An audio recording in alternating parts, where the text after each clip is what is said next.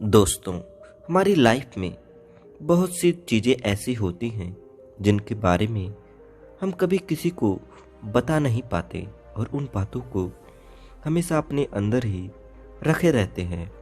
आज का युवा वर्ग यानी कि हमारी नई जनरेशन जो कहने को तो सोशल मीडिया के जरिए सारी दुनिया से जुड़े रहते हैं, लेकिन अपने अंदर की बातों को कभी किसी के सामने बोल ही नहीं पाते। बाहरी जिंदगी में तो वो खुद को काफ़ी ब्रेव दिखाते हैं, लेकिन अपने अंदर की समस्याओं से खुद को कभी बाहर ही नहीं निकाल पाते। आज का युवा वर्ग जितना टेक्नोलॉजी के करीब होता जा रहा है, उतना ही वो खुद से दूर भी हो रहा है। आज के युवा वर्ग कई सारी समस्याएं हैं और उन सबको कहानियों के जरिए समझा पाना बहुत ही मुश्किल है। लेकिन आज मैं ऐसी प्रेरणादायक कहानी लेकर आया हूँ जो युवाओं को लाइफ में हमेशा मोटिवेट रखेगी। तो ये स्टोरी हर युवा वर्ग के लिए बहुत ही उपयोगी है, जिन्हें सुनकर युवाओं को उनकी ज़िंदगी में चल रही परेशानियों का हल मिलेगा और साथ ही अपनी ज़िंदगी को एक अलग नज़रिए से देखने की प्रेरणा भी मिलेगी। एक बार एक मॉन्क अकेले मेडिटेशन करना चाहते थे, पर परेशानी यह थी कि जिस जगह वो रह रहे थे वहाँ और भी मॉन्क थे, जिनकी वजह से उन्हें एक शांत माहौल नहीं मिल पा रहा था।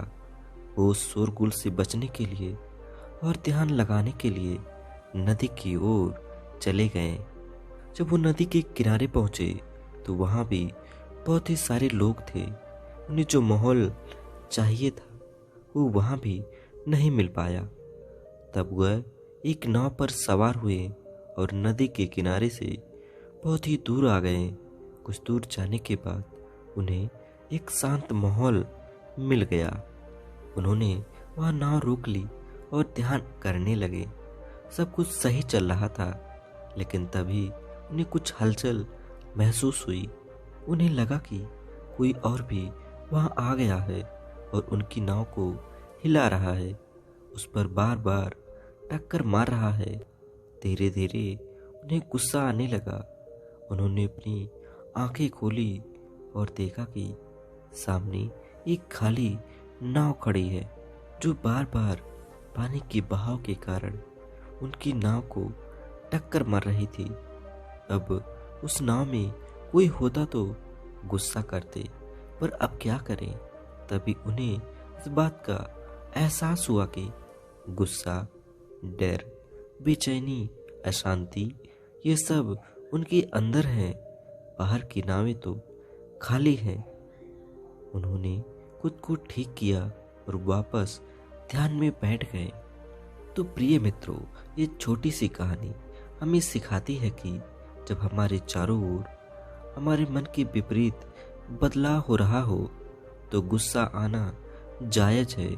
हमें चिंता भी होने लगती है, पर यहाँ समय होता है जब हमें उस बदलाव के साथ संतुलन बनाने की कोशिश करनी चाहिए।